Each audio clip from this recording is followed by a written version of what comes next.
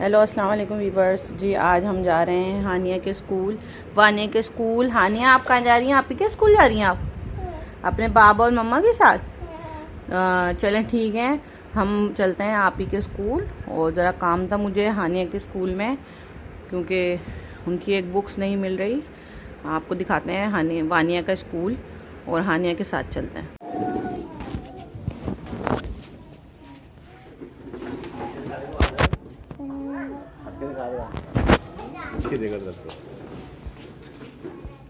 है ना, कहाँ जा रही हैं आप?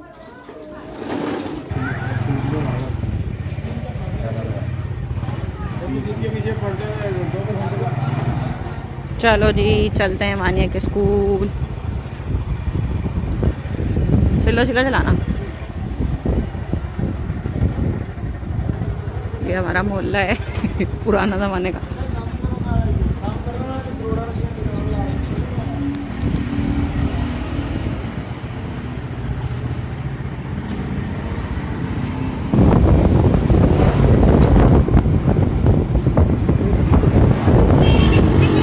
गर्मी है अच्छी खासी आज।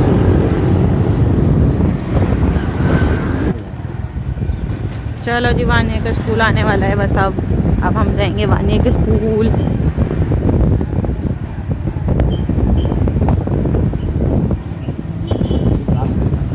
हाँ, इनका स्कूल काफ़ी बड़ा है वानिया का स्कूल, और काफ़ी अच्छी पढ़ाई है इस स्कूल में।